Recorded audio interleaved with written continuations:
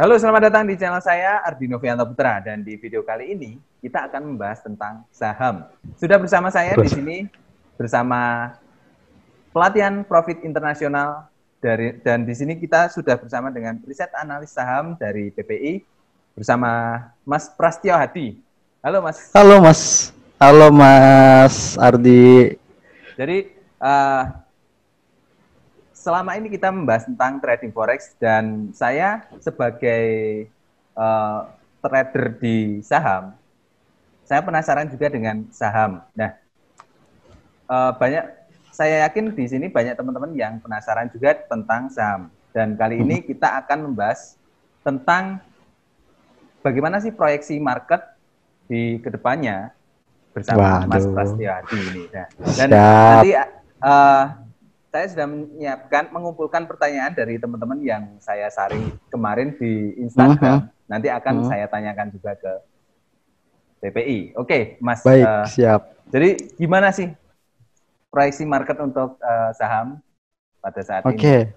Nah, ngomong-ngomong proyeksi Mas Ardi ini ya. Jadi memang kalau kita mau ngomong proyeksi berarti kita harus melihat dalam jangka ke depan. Nah, jangka ke depan dan tentu saja masa lalu juga tak bisa kita pungkiri. Itu juga harus kita coba untuk cermati lagi gitu kan. Nah, ngomong-ngomong masa depan atau bagaimana pergerakan harga saham di proyeksi ke depannya. Jadi gini, memang di bulan Maret kemarin saat adanya pandemi masuk ke Indonesia, nah itu sudah pasti ya kan ya, Mas Ardi juga sudah melihat indeks harga saham gabungan itu mengalami penurunan ataupun mengalami pelemahan yang cukup dalam sekali, dan dari indeks harga saham gabungan tentu saja berimbas kepada emiten-emiten di dalamnya, terutama saham API 1 itu terkena pukul yang lumayan cukup telak sekali, lumayan dalam, terus juga ada emiten lapis 2 dan bahkan yang saham-saham di gorengan pun emiten lapis 3 pun terkena terkoreksi yang cukup dalam.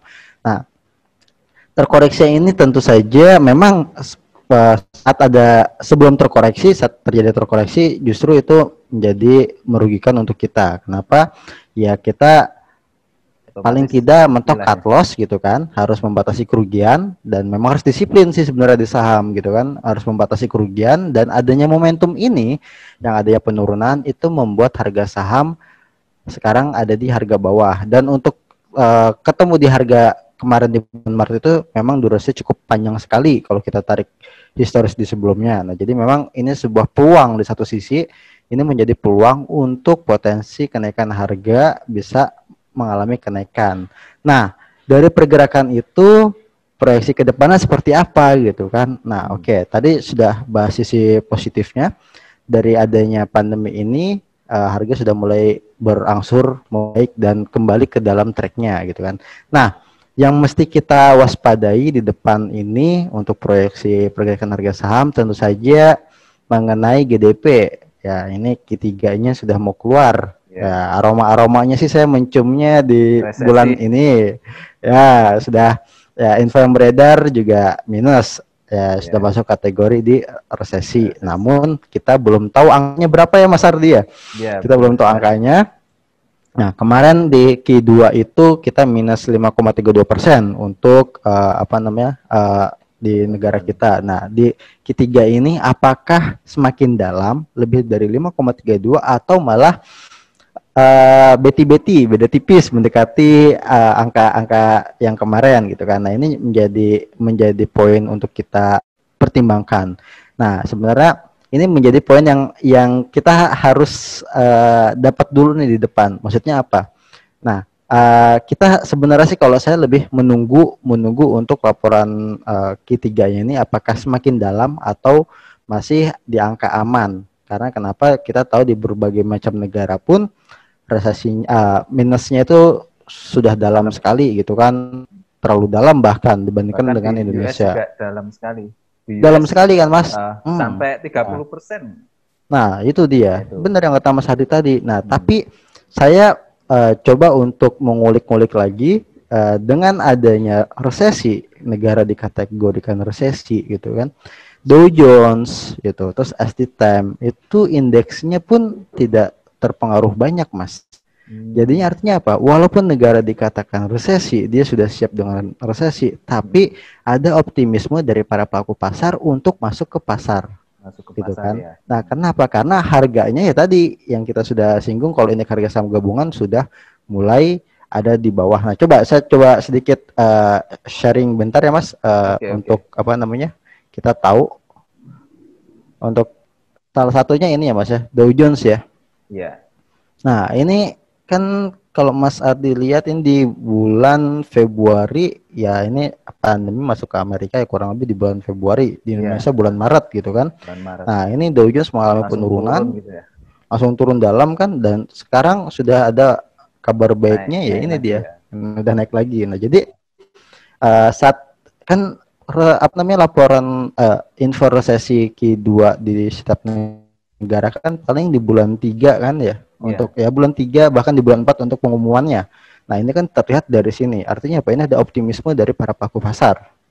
Gitu kan, sampai menuju sekarang. Hampir mau normal gitu ya. Di harga normal lagi, bener. Nah, artinya apa? Walaupun di negara kita nanti akan mengumumkan Indonesia resmi resesi, gitu kan. Nah, apa yang harus kita apa namanya jadi poinnya?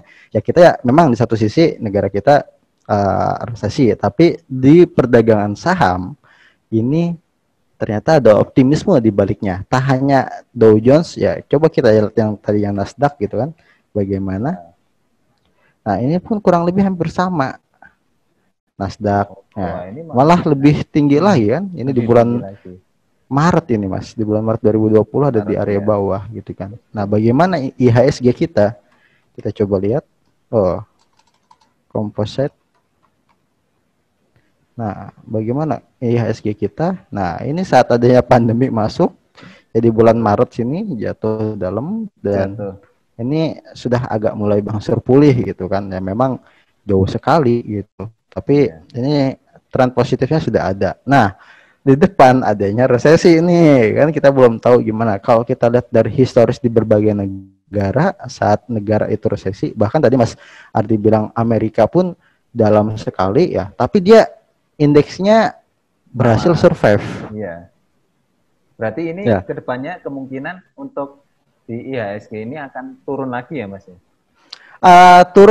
Turun terkoreksi ya, tapi kalau kita lihat dari teknikalnya Mas, untuk ini harga saham gabungan walaupun terkoreksi jangka dekatnya mengenai resesi, ini hanya sebatas apa namanya respon yang cepat sekali gitu, maksudnya yang sebentar doang gitu. Kalaupun koreksi ya indeks harga saham gabungan kuat ada di area 4.800-an Mas.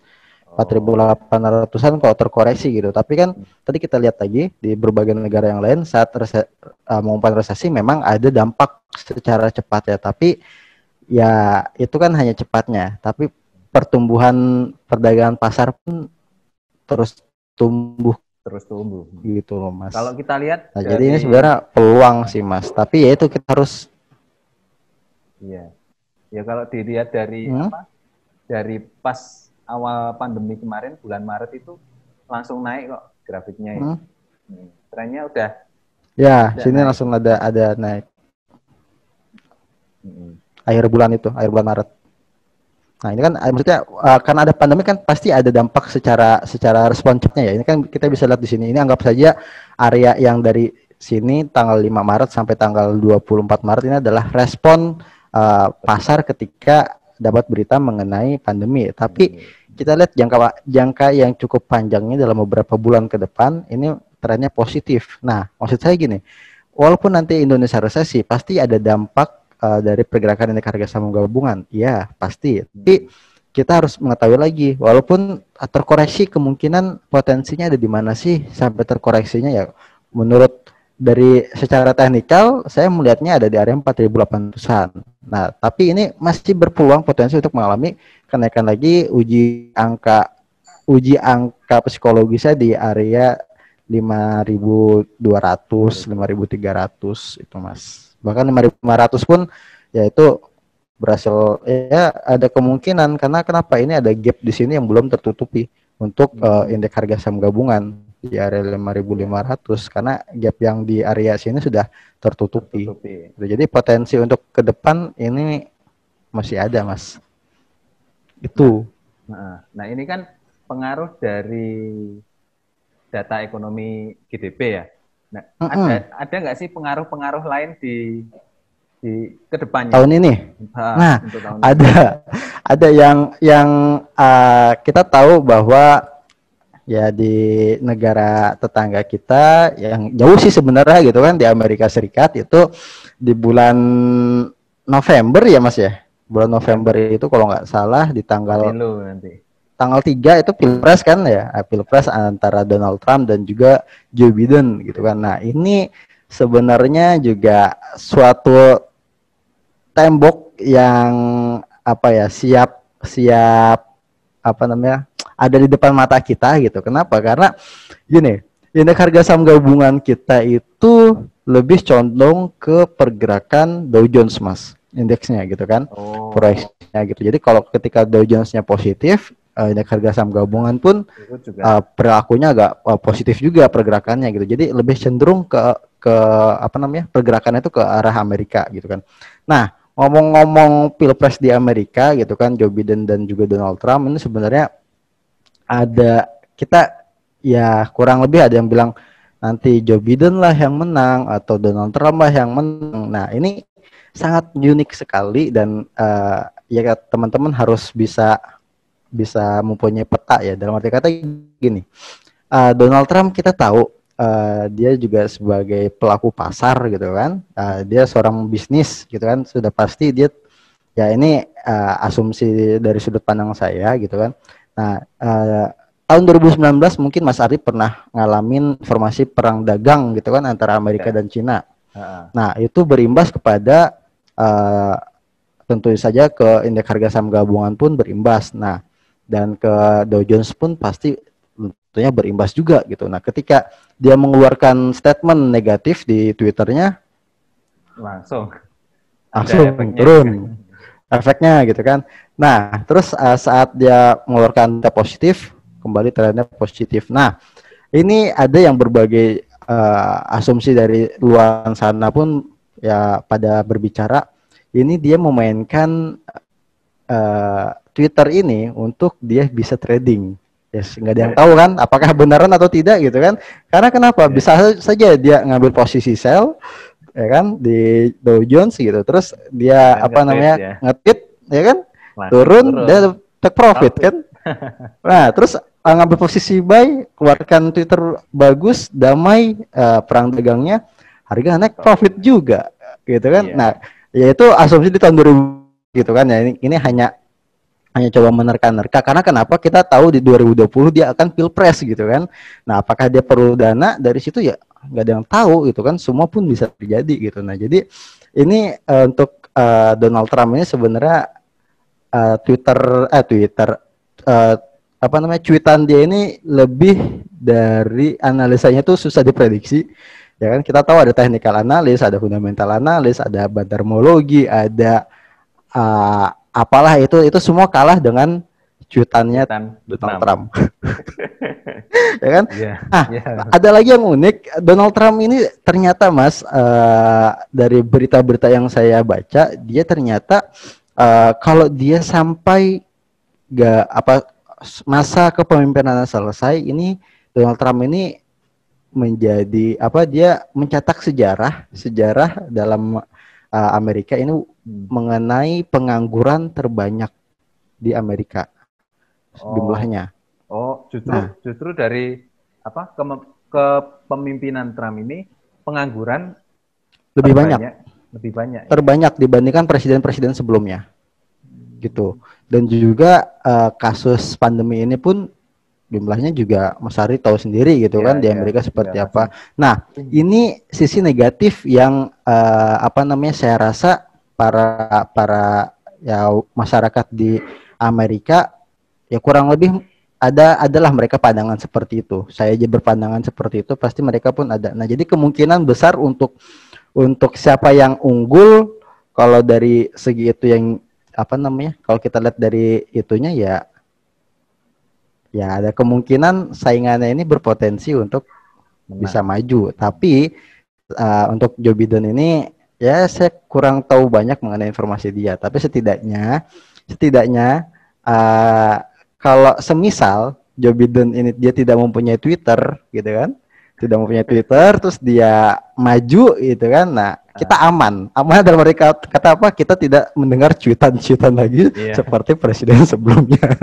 Karena itu sangat mengganggu sekali tentu saja di pasar Mas, ketika cuitannya dia berkomentar itu. Dan market lebih stabil ya kalau Joe Biden yang menang. Nah, kurang lebih gitu ya. Jadi saya sebenarnya ini adalah bayangan kira-kira kalau Donald Trump yang maju lagi melanjutkan kepemimpinannya, ya kita siap-siap lagi dengan cuitan-cuitan dan dengan perang dagang yang nggak jelas sih menurut saya. Tiba-tiba ngajakin perang dagang, tiba-tiba damai lagi, jadi lagi, enggak lagi. Bahkan itu sangat mengganggu para pelaku pasar. Sehingganya jadinya kayak kita, aduh risih banget nih sama ini gitu kan. Nah itu sih, tapi kalau Joe Biden sekiranya nanti dia tidak mempunyai cuitan, ya itu malah lebih aman sih. Lebih stabil. Itu yang di depan masih harus kita hadapin. Jadi resesi dan juga pilpres di Amerika. Karena tadi saya sudah sindir mengenai indeks harga saham gabungan lebih condong ke pergerakan di Amerika, Mas. Seperti itu, Mas. Kalau di dalam negeri sendiri, itu apakah kedepannya ada peristiwa-peristiwa lain selain GDP? Oke. Dalam negeri sendiri ya masih hangat-hangat ya, yang masalah Omnibus Law. Oh ya, itu kemarin baru saja disahkan.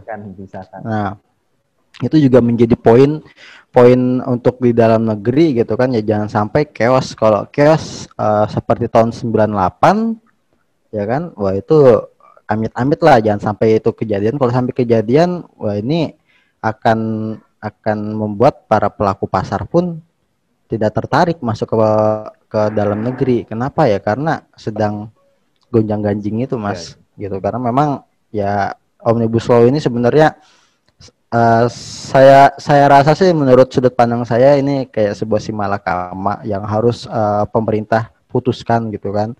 Kenapa? Karena isu yang beredar ya, kalau ini tidak disahkan, banyak perusahaan-perusahaan yang akan lari ke luar negeri. Gitu kan, apalagi di saat pandemi seperti ini, ya di saat pandemi kayak gini aja perusahaan banyak yang mengurangi jumlah karyawannya, gitu kan, karena dia harus survive. Nah, apalagi kalau ketika karena pengangguran banyak kan, tentunya adanya pengangguran karena adanya pengurangan jumlah karyawan, tentu saja sebenarnya ini pemerintah harus berpikir gimana untuk menciptakan lapangan kerja baru, gitu kan. Nah, salah satu caranya untuk menciptakan lapangan baru, mendatangkan investor yang mau mendirikan perusahaan di dalam negeri, supaya yang terkena imbas dari COVID ini bisa masuk ke industri lagi, gitu kan. Nah, tapi ketika Omnibus Law ini yang tidak menguntungkan untuk investor atau pengusaha, ya udah otomatis ya mereka bisa lari ke luar negeri. Ketika mereka keluar dari Indonesia, nilai investasi keluar dari Indonesia, jumlah yang pengangguran ini tidak tertampung, Mas, gitu loh. Jadi memang kayak simalakama kalau menurut pandangan saya. Jadi keputusan yaitu kurang lebih garis ya pilihan-pilihan yang jadi pertimbangan gitu loh. Iya. Kalau dari COVID ini kan kemarin saya itu baca di berita, KB Pharma itu udah siap-siap mau jual vaksinnya. Nah, itu dari KB Pharma sendiri itu kira-kira gimana marketnya? Nah, ini dia ya, Mas. Kalau kita ini adalah pergerakan harga saham KB Pharma. Nah, ini saat ya, tentu saja di bulan Maret itu alami penurunan. Kalau kita lihat di sini, ini sudah inverse head and shoulder pergerakannya, gitu kan? Inverse head and shoulder terlihat di sini. Nah, ini pergerakannya sudah mulai trennya positif. Nah, Kalbe Pharma ini dia lebih unik dibandingkan KF dan juga INAF. Kenapa? KF dan INAF. Ya, kita lihat coba KF dan INAF. Nah, KF dan INAF kita lihat ini konsolidasi dan tingginya sangat melejit gitu kan. Ini KF. Coba kita cari yang INAF. KF, oh salah, ini Inafnya bukan Inaf, Indofarma. Nah, KF dan Inaf ini pergerakannya kurang lebih sama dibandingkan Kalbe ya Mas ya. Nah, kenapa ini lebih ekstrim pergerakannya gitu kan? Nah, jadi gini, ini sih saya mencium aroma Jiwasraya. Karena Inaf dan KF ini adalah dua emiten dua emiten ini masuk di portofolio Jiwasraya gitu kan. Nah, jadi ya agak riskan memang. Riskannya kalau kita mau trading di saham seperti ini agak riskan karena kenapa harganya sudah di harga 3.000 sedangkan di saat dia konsolidasi di harga 1.000 sampai 900-an gitu kan. Jadi ada kenaikan bahkan ini lumayan sekali dari 1.000 sampai ke 3.000 gitu kan. Nah, jadi untuk Inaf dan yang tadi itu saya mencium aroma Jiwasraya di dalamnya untuk bisa menghidupkan Jiwasraya gitu. Nah, kalau untuk yang bisa dikategorikan yang geraknya tidak terlalu mencolok, yang tadi yang Kalbe Farma tidak terlalu mencolok. Nah, kalau Kalbe Farma ini saya tahu dia tidak ada di portofolio Jiwasraya. Nah, makanya pergerakannya masih slow but sure, gitu kan? Slow tapi pasti tidak terlalu ekstrim. Nah, ini Kalbe Farma ini bisa dijadikan opsi pilihan untuk teman-teman semua yang mau masuk di sektor farmasi. Nah, kita tahu memang tadi Mas Aris sudah nyinggung akan memproduksi vaksin dan itu pun akan diedarkan di tahun 2021 gitu. Tapi untuk masalah vaksin ini ada kontroversial juga Mas Ardi. Kenapa kontroversial?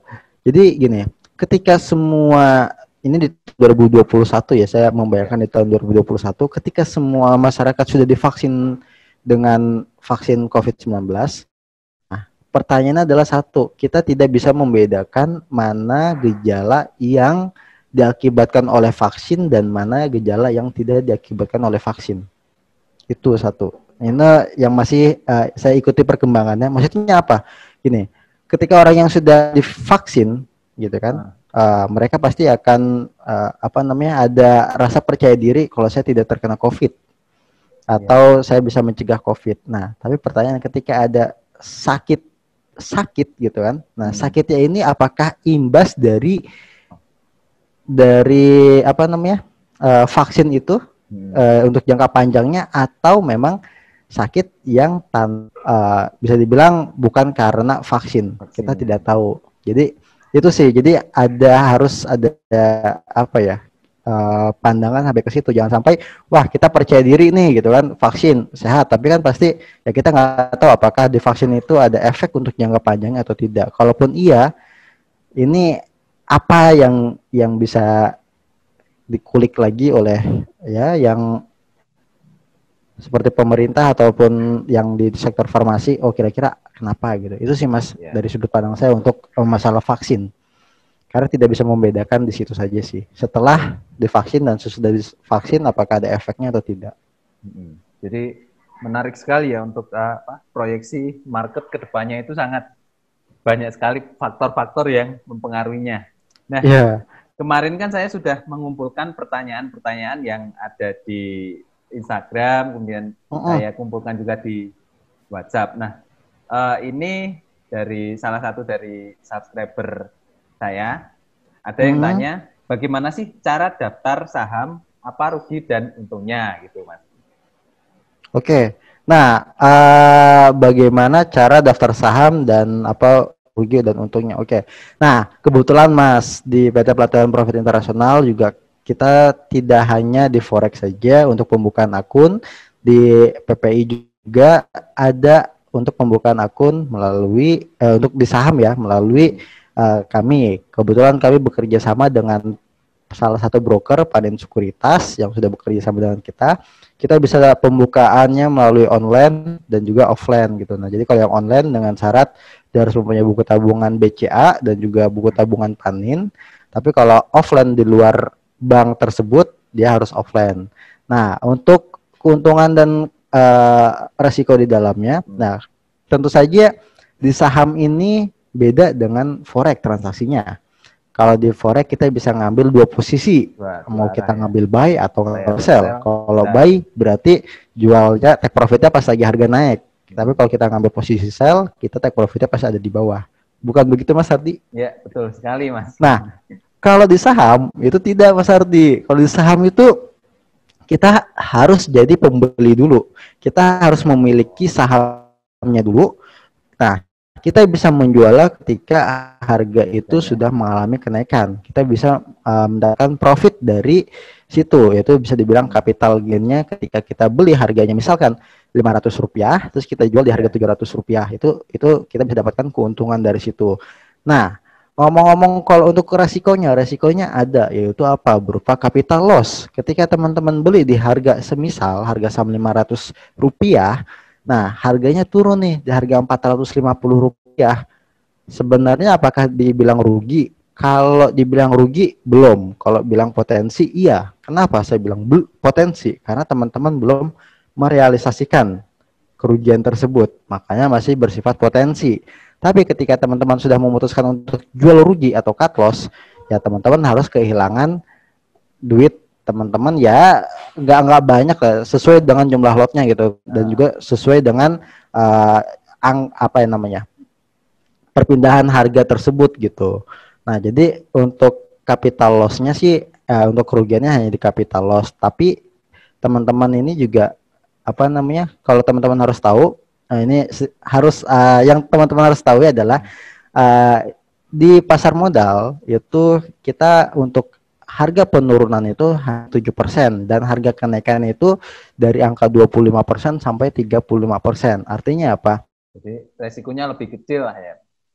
Resikonya penurunan harga sampai dibatasi satu hari itu karena tidak dibatasi gitu kan. Dibatasi namun jauh sampai ke 35%.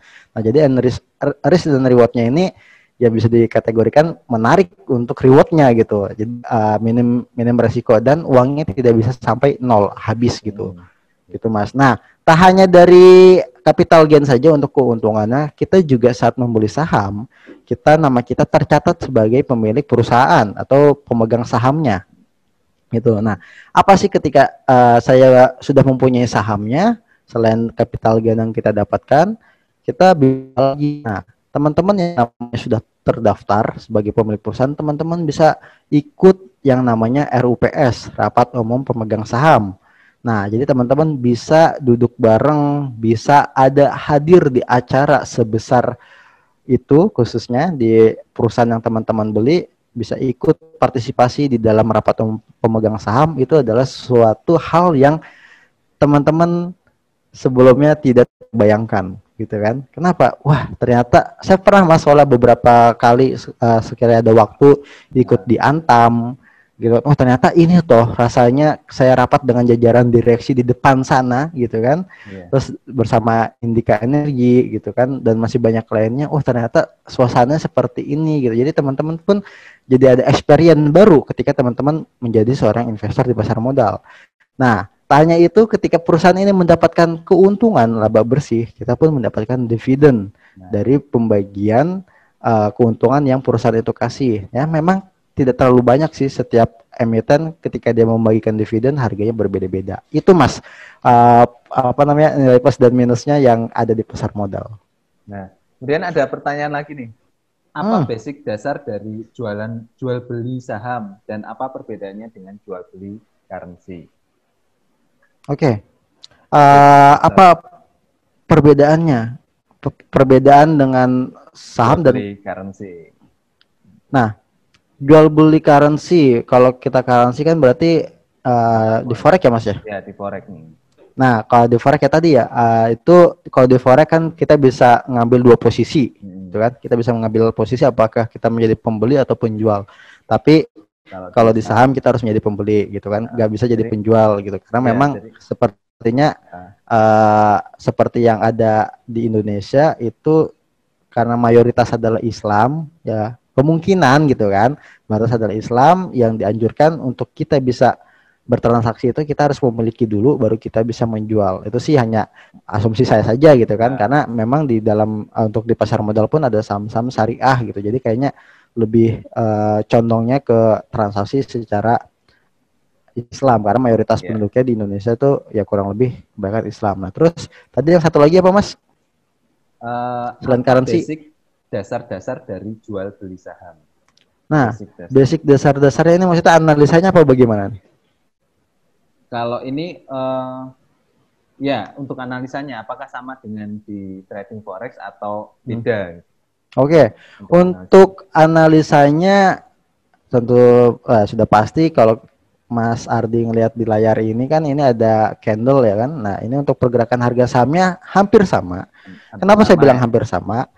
Kenapa saya bilang hampir sama? Karena kalau di forex kita bisa memainkan time frame ya kan. Untuk melakukan transaksi kita coba pecahkan dari time frame daily, kita pindah ke per jam sampai ke menit gitu kan, dan paling eksekusinya di menitan gitu kan, time frame menit gitu kan.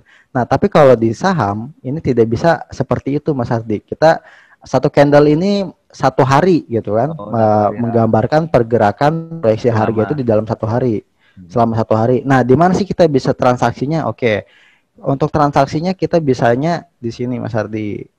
Bentar ya. Nah, di sini dia. Saya coba besarkan. Nah, di sini Mas Ardi kalau transaksinya kita di sini lihat ada bid, ada offer gitu kan. Nah, jadi kita bisa transaksinya di sini, di bid dan offer. Dan juga di sini kita lihat ada volume, ada jumlah lot yang ada di antrian bid, ada yang antrian beli, ada juga antrian penjualan. Ini kita bisa transaksinya di sini, Mas Ardi. Jadi dari pergerakan harga saham ini yang terjadi itu digambarkan dengan candle harian tersebut gitu. Jadi yang membedakan hanya itu saja sih, Mas Ardi. Dan juga analisanya bisa secara fundamental. Ya, jadi untuk analisa dan indikator juga sebenarnya sama dengan yang di forex ya. Benar. Dan untuk melakukan transaksinya aja yang beda, kita harus menunggu harga sampai naik ke atas. Ya. Oke. Kalau mau beli saham, belinya harganya kalau bisa di harga bawah, kalau enggak ya di area support juga bisa gitu kan. Dan untuk saat ini saat-saat yang paling tepat untuk investasi saham karena harganya masih murah. Benar. Jadi ini adalah peluang untuk teman-teman kita semua ya, untuk yang belum melirik pasar modal. Nah, tadi Mas Ardi sudah menyinggung ini adalah peluang untuk kita bisa masuk ke pasar saham. Kenapa dibilang peluang? Tadi kita sudah bicara di awal karena pergerakan harga sahamnya ada di area bawah-bawah gitu kan. Nah, jadi ini potensi untuk mengalami kenaikan masih berkelanjutan itu sih Mas. Sekali ya. Oke, saya kira untuk pertanyaan dari teman-teman yang saya saring di Instagram kemarin sudah terjawab semua. Wah, siap. Ini sebenarnya udah panjang ya video kita. Nggak kerasa ya. Iya. Dan semoga di lain kesempatan kita bisa kolaborasi lagi dengan Mas Prasetyo. Jangan lupa buat teman-teman dukung channel ini dengan cara subscribe channel ini dan juga channel PPI. Ya. Oke, kalau gitu sampai ketemu di video selanjutnya. Salam profit. Salam profit.